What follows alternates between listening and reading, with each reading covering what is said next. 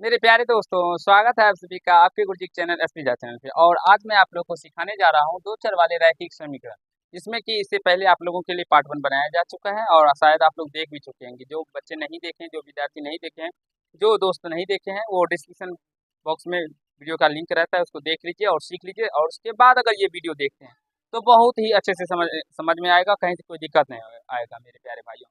और फिर भी मैं आप लोगों को जो भी पहले पहले देख रहे हैं दिन, उसके लिए भी मैं इसे इतने अच्छे से सिखाने का प्रयास करूंगा जो आपको सारे कंसेप्ट समझ में आ जाए। तो सबसे पहले आज हम लोग समझने वाले हैं मेरे प्यारे भाइयों, जो दो चर वाले रैखिक समीकरण के युग्म।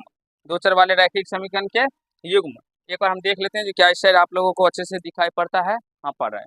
दो चर वाले रैखिक समीकरण के युग्म, अगर युग्म का बात करें, दो चर वाले रैखिक समीकरण होते हैं A X plus B Y plus C equal to में 0। ये होते हैं रैखिक समीकरण, यानी दो चर वाले रैखिक समीकरण। और अगर हम युग्म का बात करें तो यहाँ से a1 हो जाता है, ये b1 होता है, ये c1 होता है, यहाँ से ये a2x plus b2y plus c2 equal to में 0 हो जाता है। यानी कि ऐसे इस तरह से ये दो चर वाले रैखिक समीकरण के युग्म हो जाते हैं, जिसमें कि दो चर वाले रैखिक समीकरण दो होता है मेरे प्यारे बच्चों। ठीक है, एक बार देखिए जो क्या आपको समझ में आ रहा है नहीं आ रहा है। इधर आके बैठ जाइए ना बाबू, ब्राइटनेस आ रहा है। ठीक है, तो अगर हम बात करें तो यहाँ से इसके 3 हल होते हैं। इसके अगर बात करें तो इसके कितने हल होते हैं, आप कभी भी पूछा जाएगा आप लोगों से, ये दो चर वाले रैखिक समीकरण युग्म के कितने हल हो सकते हैं, तो इसके 3 हल होते हैं। अगर बात करें तो एक मेरे प्यारे भाइयों, एक होगा प्रतिच्छेदी रेखा, यानी कि एक केवल एक हल। दूसरा का अगर बात करें तो वह हो जाएगा संपाती रेखा, यानी कि अनेक हल, अपरिमित रूप से अनेक हल। और तीसरा कंडीशन का बात करें तो एक समांतर रेखा होता है, जो कि हो जाता है जिसका कोई हल नहीं होता है, यानी कि वो कभी एक दूसरे को क्रॉस नहीं करता है, कट नहीं करता है, इसलिए इसका कोई हल नहीं होता है। मैं इसके बारीकी से आप लोगों को सारे कंसेप्ट अभी बताऊंगा और सिखाने का प्रयास करूंगा। तो चलिए अब हम लोग स्टार्ट करते हैं और सीखने समझने का प्रयास करते हैं। तो जब कभी भी a1/a2 not equal to b1/b2 हो, यहाँ पे ये a1 है, ये b1 है, ये a1 है, ये सॉरी a2 है, ये b1 और ये b2, ये c1 और c2। और बात करें तो मेरे प्यारे भाइयों, a1 b1 और c1, a2 b2 c2, यह एक रियल नंबर होना चाहिए। और अगर बात करें तो a1 a2 b1 b2, ये दोनों कभी भी 0 नहीं होना चाहिए, तभी ये दोनों समीकरण युग्म होंगे। ये आप समझ में आ गया होगा। और अब हम तुलना करेंगे a1/a2 बराबर b1/b2। हम कैसे मेरे प्यारे भाइयों बिना बनाए हुए प्रश्न को समझ सकते हैं, जो यह इसका जो समीकरण युग्म होगा ये ऐसे होगा या ऐसा होगा। तो इसका एक ही कंडीशन है, इसके अनुपातों की तुलना निकालकर। अनुपातों की तुलना निकालने पर कोई समीकरण आप लोग को दो समीकरण दिया रहेगा तो उसको आप लोग को सबसे पहले a1/a2 निकालना है, b1/b2 निकालना है। यदि a1/a2 not equal to b1/b2 हो तो उसका जो ग्राफीय निरूपण होगा वो प्रतिच्छेदी रेखा होगा, यानी कि वो एक दूसरे को क्रॉस करेगा, काटेगा मेरे प्यारे बच्चों।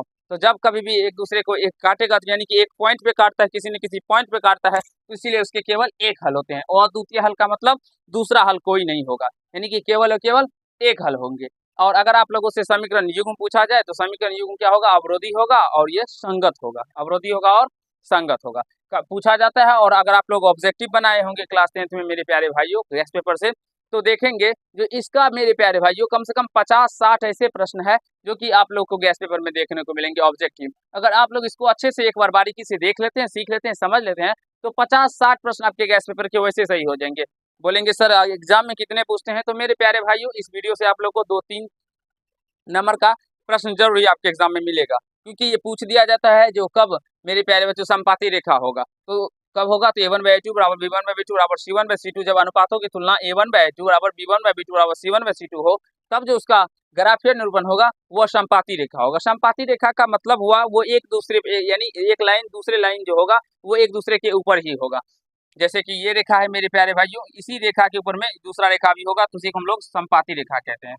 ठीक है, समझ में आ रहा होगा। और जब एक दूसरे यानी एक ही रेखा के ऊपर में दूसरा रेखा हो तो वो बार बार एक दूसरे को कट कर रहा है एक जगह पर, तो इसीलिए इसके अपरिमित रूप से क्या होते हैं, तो अनेक हल होते हैं। और इसका समीकरण युग्म आश्रित होते हैं और ये संगत होता है। आशा है समझ में आ रहा होगा, कहीं से कोई दिक्कत समस्या नहीं हो रहा होगा। और नेक्स्ट पार्ट में हम हर एक के एग्जाम्पल लेके आपको सिखाएंगे, वहां पे जो कैसे प्रतिच्छेदी होता है, कैसे एक हल होता है, कैसे अवरोधी होता है और कैसे संगत होता है, ये सारे को मैं आपको नेक्स्ट पार्ट में एग्जाम्पल के थ्रू सिखाऊंगा, समझाने का प्रयास करूंगा।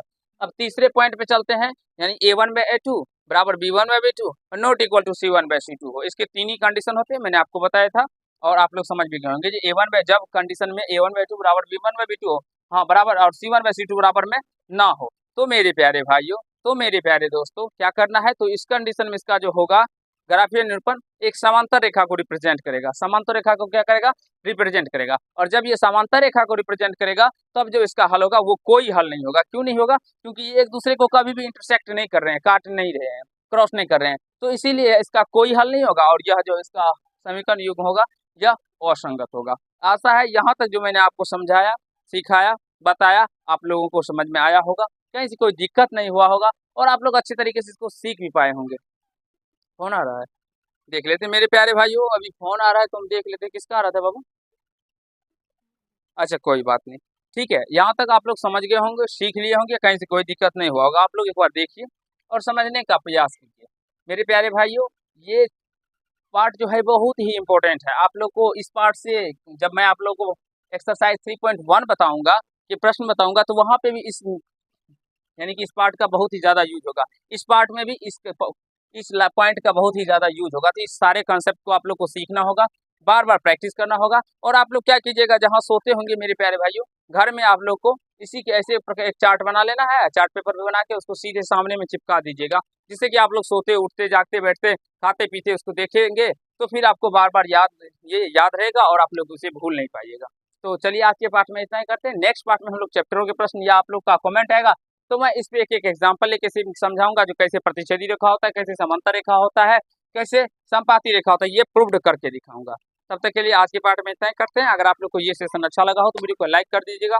कैसा लगा मेरे प्यारे बच्चों, वीडियो को यानी कि कैसा लगा ये कमेंट कीजिएगा और चैनल पर नए होंगे तो इनको सब्सक्राइब करके बेल आइकन को प्रेस कर दीजिएगा, जिससे मेरी सारी वीडियो का नोटिफिकेशन आप तक पहुंचता रहे। धन्यवाद।